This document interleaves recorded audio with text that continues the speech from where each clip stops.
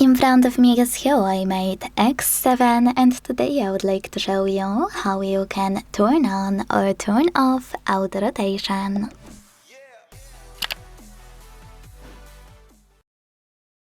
All you need to do is go into Tab menu.